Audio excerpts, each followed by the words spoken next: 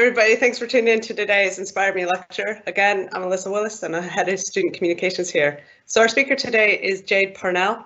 Jade is a PhD student at the Centre for Appearance Research based here at UWE Bristol. Her research focuses on exploring the promotion of acceptance of diversity of appearance in primary school children. She's also the co-host of Appearance Matters, the podcast. After a talk, we'll have some time for some questions, so feel free to put your questions in. And I am delighted to pass over to Jade. Okay. Thank you so much, Alyssa, for that lovely introduction.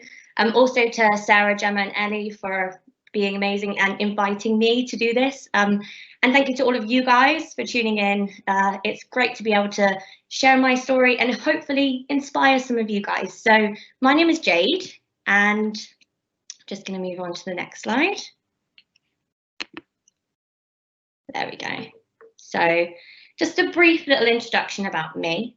So as Alyssa already explained, I'm a PhD student and it's usually 3 years for a PhD. I'm in my final year, so it's the 3rd year, and it's at the Centre for Appearance Research, which I'll explain a little bit more about that in a second. To just acknowledge myself, my body and my privilege. I'm a cisgender female, I'm able-bodied, I'm white. I'm also from a working class background, so those are my pronouns as well.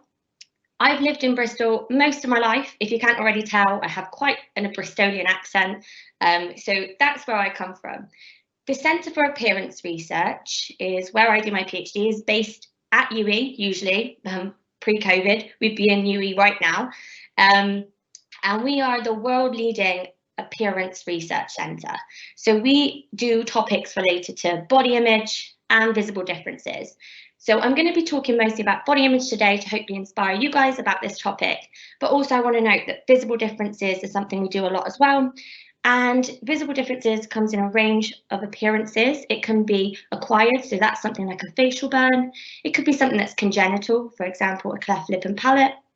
Or it could be done through surgical means, like an amputated limb. We currently have over 35 team members and growing. We have 2 more new members starting in the next couple of months. This is an old picture of our team. Took 2 years ago at our Appearance Matters conference, which happened in Bath.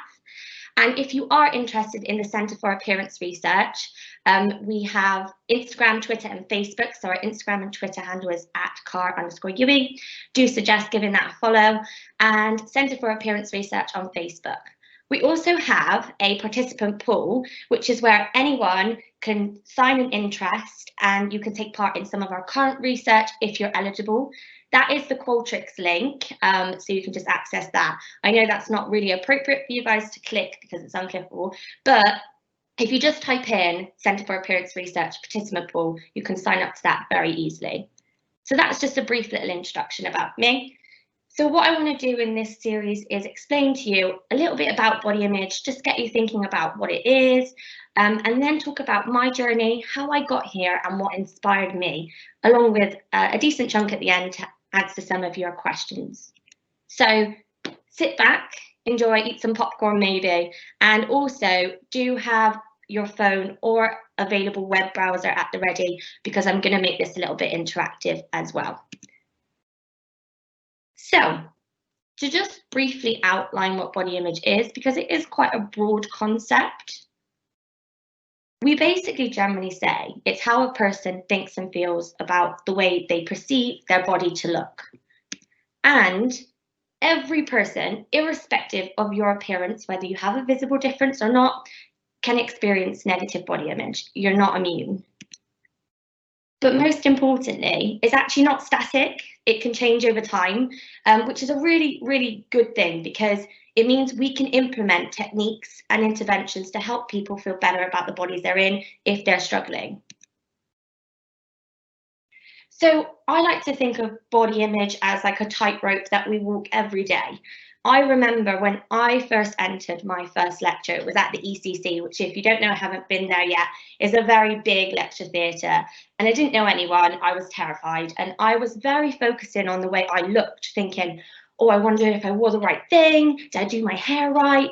But mostly it was because I was thinking, I really want to make friends. I want to meet people that I like and enjoy my same like hobbies. When I actually sat down to the person who's actually now my best friend, and we've traveled so many places together. I didn't care what she looked like. She was probably thinking the same thing about herself, and she didn't really care about what I looked like. But we met each other and become such good friends. But in that day, I was so focused that I was probably walking down the other way towards being a bit more dissatisfied. And here's the thing, like, you can be dissatisfied about different parts of your body at different times. For example, I'm on a screen right now and I can see my face, so I might be more heightened about the way I look at the top, but not really considering anything underneath what you can see on your camera. And the same with like 2020 now. Maybe if you're online and you've got your camera on, you're a bit more concerned about your facial features and less concerned about other parts of your body, which is completely normal. And the same way you feel happy and sad. Some days you wake up feeling like, great, I've got this. Some days you're like, I'm just going back to bed, see you later. So it's completely normal, but the difference is if we're walking more on one end than the other, that can lead to some severe consequences. So on that note, I'd like to invite you all to join mentimeter.com. So just to kind of get you interacting in this little series. So if you go on your web browser and type in mentimeter.com or just Google Mentimeter, then once it does come up, you have a little digital code. And if you type in the digital code at the top, it's 6575836. So what we'll do now is we'll just access Mentimeter.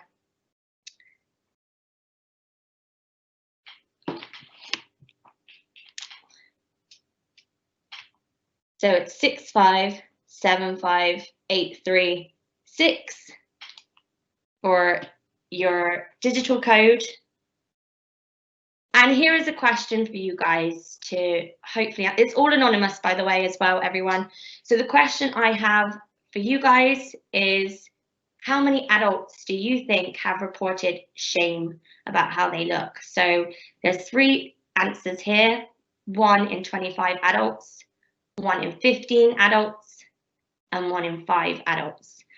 So if you missed the code to type into Mentimeter, it's 6575836.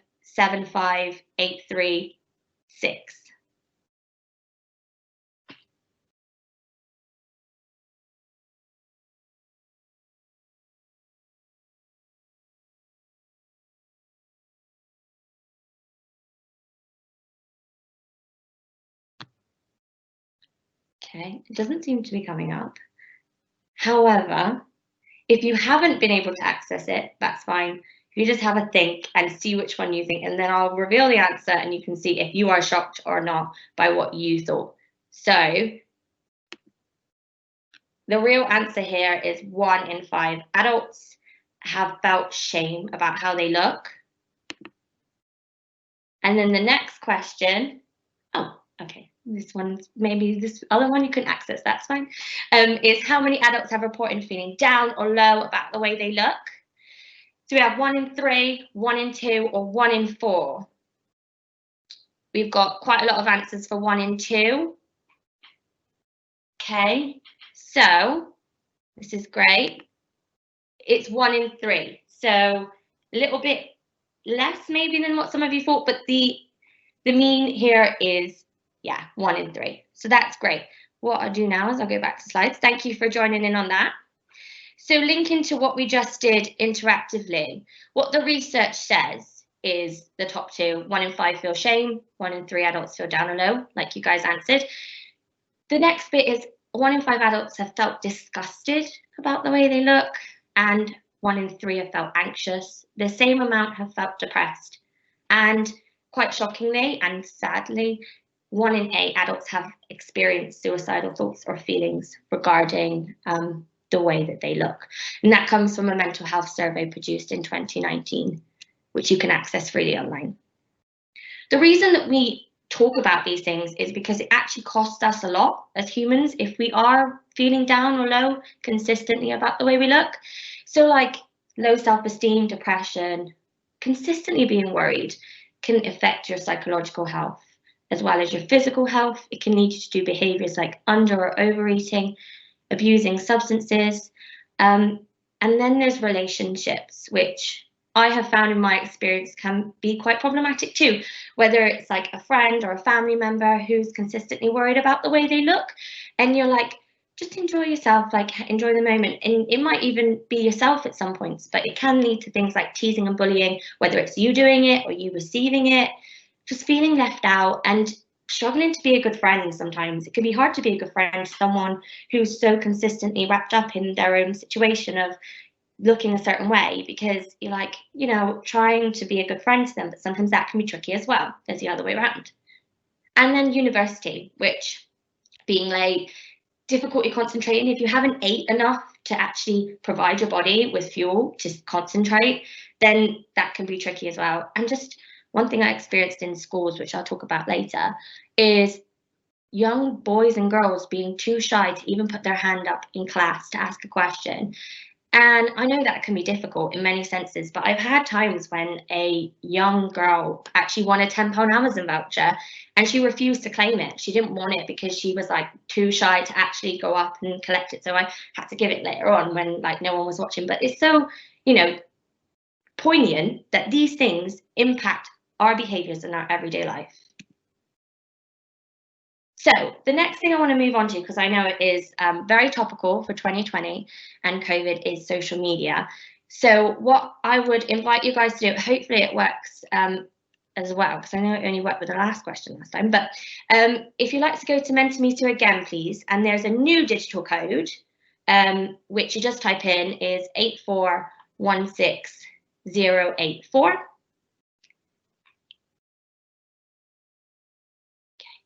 Lovely, yeah.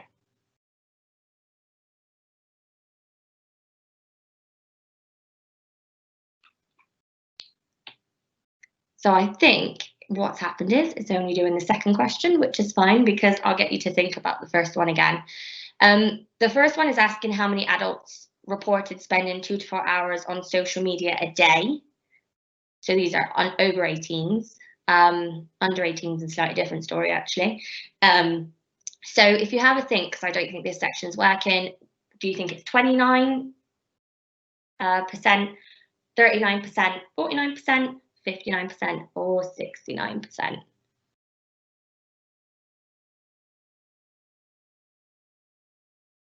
Okay, so the answer is 49%, about half of adults spend 2 to 4 hours a day on social media. Maybe you thought it was more, maybe you thought it was less. And then the next one, oh, it's only doing question 2. Sorry about that, but anyway. How many adults said images on social media cause them to worry about their appearance? So yeah, we have 1 in 3, 1 in 4, 1 in 5, 1 in 6. We've got a lot of 1 in 3s. Okay. So it was actually 1 in 5. So it was slightly less than what the majority voted for, but that's great.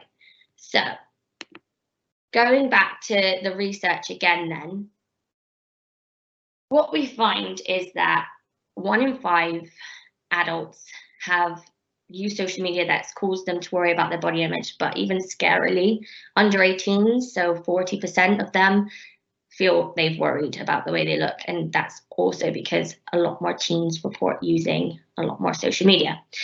So social media facilitates what we call in body image research appearance comparisons. And that's when, and I don't know, we've all done it at some point, you look at your, social media feed and you think, they look so much better, or they have this, or I don't look like that. And those are appearance comparisons, and that's a downward appearance comparison, which means you then evaluate yourself more negatively in terms of the image that you're viewing. So we find 1 in 5 men and 1 in 3 women have negatively compared themselves to others via social media. Now, if you think about how many more people during COVID are engaging in social media, we've also found their body image has actually got worse due to being more online and seeing more of these idealized images. But I have realized this is quite negative throughout this process. So I want to just point out some kind of top tips for if this is happening to you, because we're not immune to these things. I know I'm not. So social media accounts that specifically focus on body acceptance. So there's really good examples like Body Posy Panda. There's also things like Florence Given. There's like so many beautiful people that in an array of bodies. And if you start following more of them, then it does predict a broader range of body types that you see, types of appearances, you know. So that is a recommendation, as well as a recent study by one of our researchers, Amy Slater, along with 2 other colleagues, found that putting in parody images, so this is Celeste Barber, can actually lead to higher body image satisfaction and more positive mood, because it, you know, lifts you up a little bit, like, oh, okay, you know, it's not that bad. Have a little giggle at the circumstances. So if that is something you are struggling with, I would recommend those 2 things based on the research and literature that we know so far. But there's a long way to go still. So why did I choose to research body image? It made me think about it a lot. And I mean, if you guys are listening to this and you find this interesting, maybe this is a question you might want to ask yourself. Should I? Would I? Why would I? I think it affects everybody in some way or another. We all have bodies. I have a body, you have a body. And so we're not immune to these tightrope walking between scenarios. It can have a massive negative effect on people's lives, whether you know someone, whether you just heard of, or whether it's yourself. It can really severely impact your day-to-day lives, or long-term, just what you decide to do contextually. And then learning more can really help us understand how to really support people and prevent these body image problems that might happen. So like I said, with the examples of social media, it's really good to just think about what can we do to make, we can't say to people, don't use social media. That's not going to be feasible, but we can think about ways to make it easier for people that are struggling. So moving on to like my journey and how I got to here, if you are interested, then that's great. If not, and you're just thinking what's going on, then that's fine as well. So I did 3 years a psychology degree at UWE. You'll notice there's a theme here. I stayed at UWE the whole time. It's a great place, so I'm going to vouch for that. So I did 3 years at my psychology degree, and then I did straight away a 1-year health psychology master's at UWE, which is great, by the way. I would recommend if you're interested in that. Full-time 1 year, part-time 2 years. And then during the health psychology masters, you need to do a placement. So I did my placement at the Centre for Appearance Research, and I loved it. I thought it was wicked. And so I ended up on the back of that getting a job, and I worked as a research associate for 1.5 years, which gave me great experience. I went into, did lots of projects and learnt loads. And then, because I liked it so much, I went back to being a student, and now I'm doing my PhD, which is 3 years, which is funded as well. There's lots of things regarding PhDs. If you're interested in it, do go into it, because I'm not going to go into detail now, but my PhD is funded. You can fund yourself, or you can go into other avenues. There's a professional doctorate in health psychology at UWE as well. So loads of opportunities available there, and UWE has been fundamental for me in my step in my career. But one thing I really want to point out is I really at points had no idea what I was doing. When I was doing my psychology degree, I wanted to be a teacher at one point, and I loved that, and that was something that I really enjoyed. But the more I moved through it, the more sometimes paths opened up to me that I didn't see were there. And so I would almost say, like, don't ever really beat yourself up about not knowing what you're going to do or not having a set plan, because I was that floating dog, and that's okay. You know, doesn't mean you have to beat yourself up about it. Actually, I know someone who's currently at the Centre for Appearance Research that did this. He was a qualified solicitor, then he did his PhD at Carr. So no route is the right route. It's what works for you and what you want to do mostly. So what kind of inspired me? I want to go into a slight little bit more focused lens on where I was and why I kind of ended up in body image. So in my degree at UWE, my psychology degree, your final year, you are required to do a dissertation, which is about 10,000 words, and you do a research project. Sorry if you know this, but I'm just clarifying in case you don't. At the time, I was watching a lot of YouTube. YouTube was my vice. I was procrastinating all the time, YouTube videos, like vloggers, everything. And it made me really start thinking when they were like, oh, you have to do a research project. I was like, well, what impact could YouTube have on people? I was like, what effect is this doing for me, having all these videos that I'm watching? At the same time, I was helping out at the Centre for Appearance Research, and I was in schools working with adolescents mostly, and doing interventions and body image interventions, hearing their stories, hearing how they struggle sometimes with the way that they look, their peers, their families, media. And I was like, wait, hang on, this is actually a major factor on how people think and feel, irrespective of your age. So when I was thinking about doing this final year project, I put them together and I was like, well, what impact does YouTube vlogging have on specifically women's body image? And that's when I come to my final third year project. And I did my research study on this, and it just drew me into the whole world of body image. And I found it so interesting. And I was like, this is what I want to do. So I want to point out that to get me there, it was a mixture of my interests, what I was doing and enjoyed, and just really getting that experience, which I know can be sometimes difficult now in the world we live in, but putting yourself out there and seeing where it goes, because sometimes you work out that isn't for you, it's not what I want to do, and that's also completely fine, it's not a problem, but putting yourself in that space really helps you to evaluate whether or not it's right for you. So I kind of want to point out and wrap this up a little bit now, that as Alyssa mentioned at the beginning, I am the podcast co-host for Appearance Matters, the podcast. This is something that inspires me so much the more and more I do it. I love hearing that people listen to it, enjoy it, hearing feedback. So we have 51 episodes currently. That is a lot of procrastination time. I'm just telling you, that was my YouTube back in the day. And if you are interested in it, just if you type in Appearance Matters, the podcast, we're on Spotify, SoundCloud, Acast, iTunes, podcast iTunes. So yeah, we have a bunch of things to listen to there, and we love to hear your feedback if you are interested. So my final tips for you guys, if I was to talk to myself back in the day, I would say, as I said, being that floating dog, not having a set plan, it's fine. It's perfectly fine.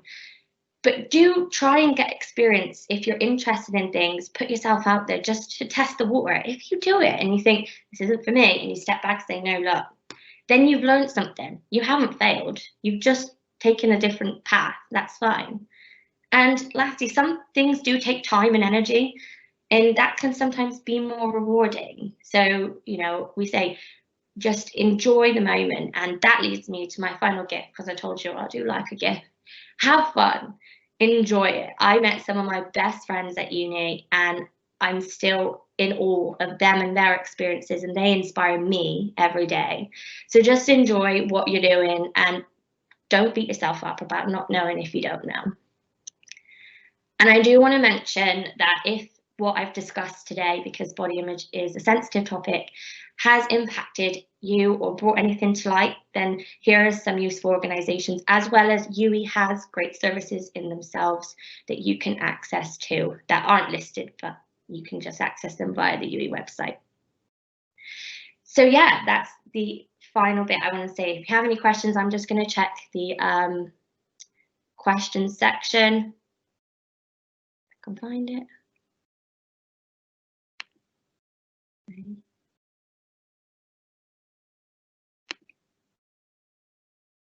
Thank you.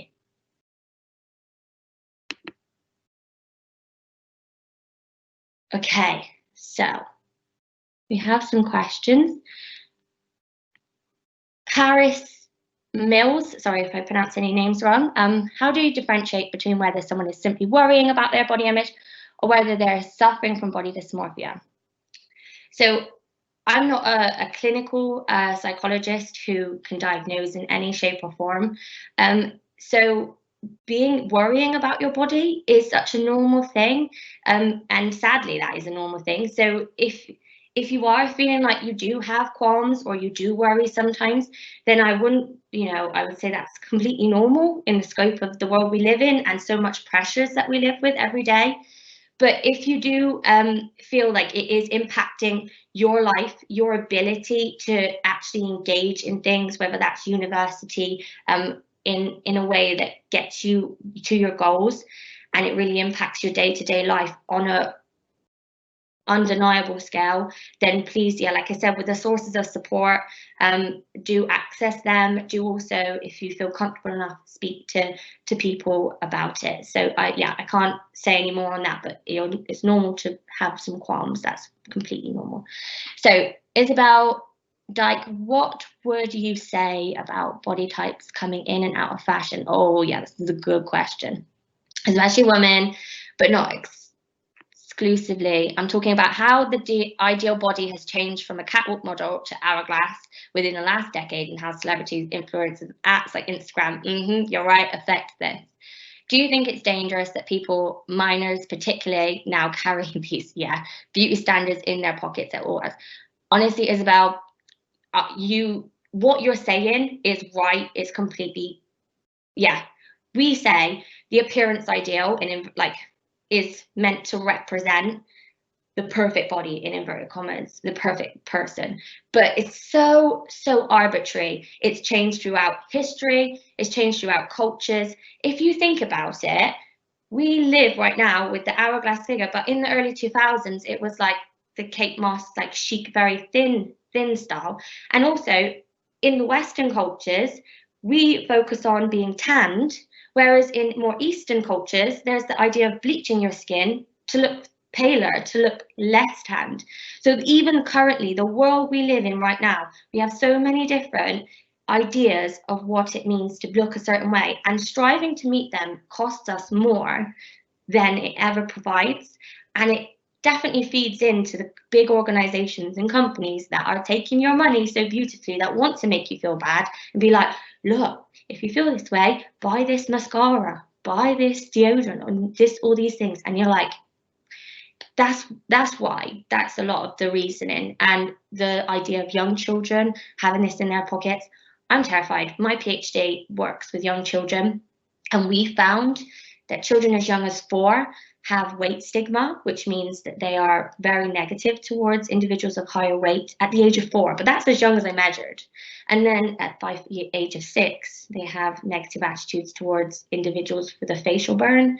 That says a lot about our society and the ideals and the notions that we feed our young children. And they are the future. And I really do hope that this thing that we're doing is so important.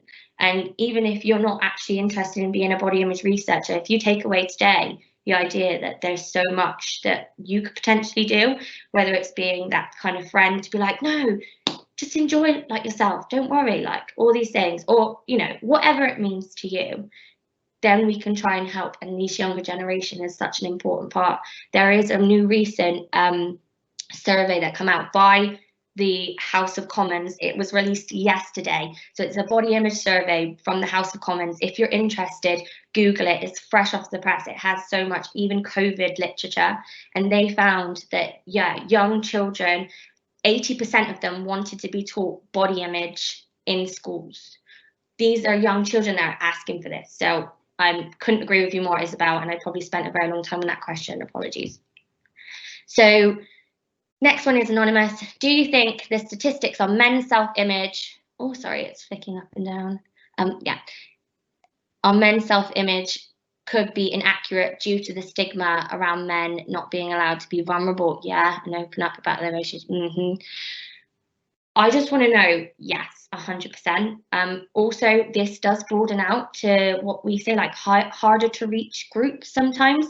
So, you know, if you're interested in the impact that having, for example, a cleft lip and palate might have on an individual, sometimes that in and itself can be quite a difficult thing, because you're not sure whether or not you're going to get the right target audience when you ask participants to take part, which is also really important, why it's great to have people take part in our research. So 100%, if you are a male and this is definitely a societal thing, please do take part in some of our research, because we'd love to hear more from the male side, because in body image it's dominated by white, Western, usually women, able-bodied, very minor visible differences. So we are aware of that, and that means the voices of people like men, people who are Black, people who are not heterosexual, so all those LGBTQ plus communities, voices are less heard. And so 100% society impacts that, which is also why I would shout out more so, if you are from any of those groups, please do take part in our research, because we really, really like to hear your voices as well. This is over dominated from those groups I mentioned. Anonymous again, do you have any coping mechanisms to deal with negative thoughts about our bodies? So this is a good question. It's a tricky question. Obviously, this is so individual and it depends on you and what works for you. One thing that I learned to do through an intervention was speak openly a bit more positively about my body, because especially as a woman, but equally, as I mentioned before, even as a man, but like if any other gender representation group, if you kind of speak badly about yourself, even openly, that instantly drags you down into this like spiral of, I'm feeling worse. You know, it's kind of like the idea of if you walk into work and you're like, oh, I feel rubbish, and then everyone's like, oh, so do I, and it just drags everyone down. Whereas if I'm in like groups of people, I might be like, oh, I love your jumper, that is so nice. Or even just be like, that comment was so lovely, I really liked it. Like, and also I owned my own little thing. We do an intervention in groups with adolescent girls. We have to go around and say, I love my, and a part of my body. And so I always start, I'm like, I love my butt. And like, everyone's like, damn, yeah, good on you. And then it creates this atmosphere. And even if people are feeling a little bit like, oh, that's quite difficult, it can be quite nice to just say, I love my, and own it. Enjoy that space that you deserve to have, because you take up space and it's your body. It's the only one you've got. Treat it kindly, like a little infant inside, and just don't be too harsh on it. You know, it's all you got. So that's mine. Everyone's different, and by all means take that with a pinch of salt. So the next one is Laura. Laura Bying. Do you think it's dangerous that shows like Love Island show only one certain body type? Yeah. I've got a lot to say about the lack of media representation in general, not just body types, but race, able-bodiedness, even just about mental disabilities, and all these kind of things are represented in certain subgroups that often come with such negative connotations. And it means Love Island is one example. You know, we have all these Instagram influencers who are out there who portray often certain like styles and body types that can be quite detrimental, and those are things that we are actively choosing to engage in as well, which creates a different dynamic. So I think that we need more representation in social media, in media, on a spectrum of things. And it can be so harmful because it makes us think, like we linked back earlier with appearance ideals, that there's only one type of thing you should aspire to be, which is such a lie. It's just the media has a lot to answer for, I'm afraid. So yeah, I do agree. Wahib Khan, how do you react if someone criticizes your body image face to face or social media? It's a good one. So, you know, I'm going to say I have got family and friends who, they know what I do. I'm not like hiding about, I'm a body image researcher. And that doesn't mean I have a perfect body image, by the way, hands up, no way. But I often hear them speaking negatively about their own body, which we call body talk. Like, oh my God, I've put on weight, I look so fat, just as a quote there, which is something I've heard a family member say. That can be really difficult to navigate, because just to let you know, I know of a girl in a school that I worked in, just completely broad there, who actually resulted in a severe eating disorder just by saying, one person saying to her, oh my God, you look great, have you lost weight? And that sat with her to say, great is losing weight. And she just mentally couldn't get out of that cycle and state. So I realise I've digressed from this question. Apologies, Wahib. But I think that when someone criticises your body, you have to be respectful of where they're coming from, because often that comes from its own insecurities, and not to take it too harshly, but also to kind of sometimes use that as a springboard. And they often say to me something like, oh, you're always that person, but like say, look, I don't think that that's appropriate, and I think you should maybe just consider what that might mean, if I like how I might feel about that thing you've just said to me, or sorry, but why do you think that that aspect of your appearance is so important to you if someone's saying something negative about themselves? So there's no right or wrong way to do it, but I would say addressing it sometimes and picking it up there and then and being like, hang on a minute, thanks, but is a good way to go. So thanks, Wahid. Sorry, Sophie England, thank you. How do you stop using social media so much? That's, again, quite tricky. So I actually wouldn't say I limit the amount of social media I use. If you want to try and limit the amount of social media you use, there can be things where you just delete the apps, or you can also on some devices monitor how much time you've spent on them each week, so trying to reduce that. But also that can be quite focusing on that too much. We always say if you say you shouldn't do something, that often makes you want to do it more, because that's just the way your brain works. So I'd say if you want to kind of reduce the amount of social media, either just try and find other things to do that you enjoy that might just almost not replace but add to your daily routine. Mine's like reading books. I like to do that, or playing the PlayStation, things like that. But I would say if you can't stop using the amount of social media you do, my tips with the social media, just filtering in some body positive things.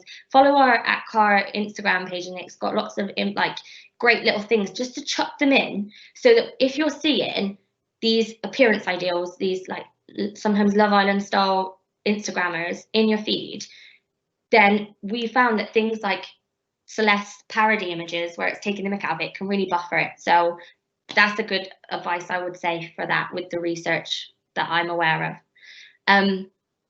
Do you have a specific, sorry, Alexander Smith, do you have a specific goal you want to achieve in your career regarding body image? Oh, so yes, Alexander, great question, thank you. I would love to put the body image in the curriculum, the educational curriculum within England to start with. It's not. They've added a new PSHE curriculum in the last month or so on relationships, which is great, about having same-sex parents or just one parent, individual, different families. So I would love to have body image in there, and the fact that House of Commons released that's 80% of these children want to see it. I would love for it to be in the curriculum. That would be a big goal of mine. It might be a bit weird that is, but it is. And thanks, Alexander, for that question. So Sophie England. Oh, no, sorry, Sophie, you've had Sophie. Thank you for that. Anonymous, what advice would you give for someone moving to uni who has struggled with body image and eating issues in the past? Oh, yeah, this is really relevant as well. So thank you to whoever put that in there. I would say that, just like for me, looking back, walking into that lecture theatre, I was so in my own bubble about worrying about the way I looked and concerned, that I realised that I was the only one who really cared about that. No one else did. Everyone was caring too much about themselves in their own little bubbles. That, like, to just kind of sometimes, and this can be really hard, because like I struggled with it at the beginning, just stepping back and being like, hang on a minute, you're not the only one here. We're all in the same boat. We're all trying to just get by. There's COVID happening and all this malarkey. So just sometimes step back a little bit, not necessarily, like, be a little bit more mindful and just think, we're all in this together. And when you start to actually befriend and meet people. At the beginning, it'll be awfully nerve-wracking, and well, for me it was anyway. But then once you bridge that barrier, you'll realize that you actually had less to worry about, and you'll meet people that are quite like-minded and enjoy the same things you do. And body image, you're not think about the friends you're friends with now. Are you friends with them because of the way they look? Well, I know I ain't, and I know everyone that I'm friends with don't think that either. So just have that in the back of your mind that yes, it might be difficult, but no, you are not the only one at all. And all the best with moving to uni. Anonymous, what's beauty? I don't know. No, I just think it's a concept that was created by us, not us in this group and this lecture series, but by society. It's completely arbitrary. It's something that is within the eyes of the beholder, but at the same time, we all have this appearance ideal that is a template in the back of our mind that society tells us is what beauty is. And that's represented through media and also perpetuated through, like, sometimes the eyes of your family and friends. And so beauty is slightly different for everyone, but we also have this complete idea about what it should be from what society tells us. So there are so many layers to what beauty is. But I think what's more beautiful than, just appearance is someone who's just a beautiful person and nice to be around. And so it's a complex thing, but at the same time, having that knowledge, knowing that, is such a key element to opening up, lots of ideas about being critical about what beauty is, because it ain't just one thing. Good question. Another anonymous. Where did you get that top? If it's the cardigan, then I love this cardigan. It's my favorite cardigan. I got it from New Look like 2 years ago. Thought I lost it at a festival, realized I didn't. Life-changing, and it is the ideal transitional piece. So that's all my vlogging days of watching YouTube. So yeah, that's this. And this one is from, I'm just checking the label. Pretty Little Thing is this top, because that's just, I don't know, I use this all the time. It's little ones you can just wear with anything. So thanks for that question.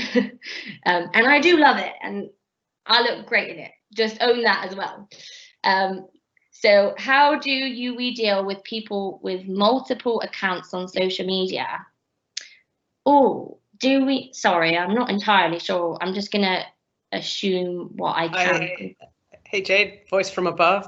This is about multiple accounts for trolling. How do you deal with people who might be doing that activity? Thank you, Alyssa. That's lovely.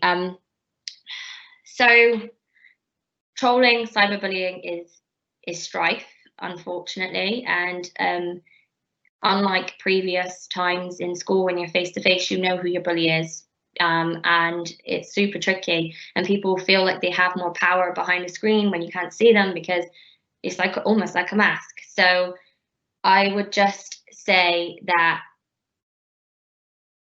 I can't tell you necessarily how to deal with them, but I would also say that just remember, people are so much braver when you can't see who they are. And also, everyone on social media presents the best of themselves. Like, we always put the best foot forward with regards to the way that we want to be. It's not a real representation often of who we are. So I would say just, remember that they feel like they have more power than they do, but at the same time, people are trying to just present themselves in a way, and it's often just a tiny reflection of you as a person. So even if they are kind of saying these bad things, just think, you don't know half of me, you just know the bit I want you to know. So sadly, things like social media can be quite shallow. Like Instagram, it's mainly just imagery, so you don't really get to know the person behind it too much. Well, obviously, unless you do videos, but even then, you don't see people's lives. So I would say take it with a pinch of salt, and remember, they're being too big for their own boots behind that screen. So thank you so much for who said really inspired me. I really appreciate that. That's lovely feedback. And the last one, where, or I think it's last one anyway, where do we go to contribute to your surveys? That's so, yeah, thank you so much. So it's the Centre for Appearance Research participant pool. So I would say I'm happy to try and produce a link or something in some way. If someone is able to advise me on that, I can present that and you can just access the link. But if you Google Centre for Appearance Research and then you type in and then put participant pool, we have a whole page. It's all within the UWE website. So even if you go on the UWE website, the Centre for Appearance Research is in there. It tells you all about our research centre, all our members, and then you can link to the participant pool and just sign up. And we send just only, like, it's not spam or anything. It's just research that you could take part in and be involved in. So that's a really lovely question. Oh, there we go. Thank you, Alyssa. I really appreciate that. So yeah, if you want to click that link, please do sign up. And if you are interested in general, all our social media accounts, if you're happy to follow them, please do. We do post regularly and we'd love to hear, especially the podcast, bit biased, but we love to hear your feedback. And yeah, please do let us know what you think. So thank you very much. I think that's all potentially there's time for. If I'm wrong, I'm not sure. Thank you, Jade. That was absolutely fantastic and really, really inspiring. Really interesting sort of talk as well, especially not just a topic that is interesting to all of us, but also how you've sort of continued through your education here at UWE. For everyone listening in, thanks for joining us. This lecture has been recorded and will be published online for you to have a look at, and we'll put Jade's slides in as well so that you can have the links that were available at the end of it. And I just want to thank everybody and really thank Jade for what a great lecture, and I hope everybody has a great day. Thank you very much.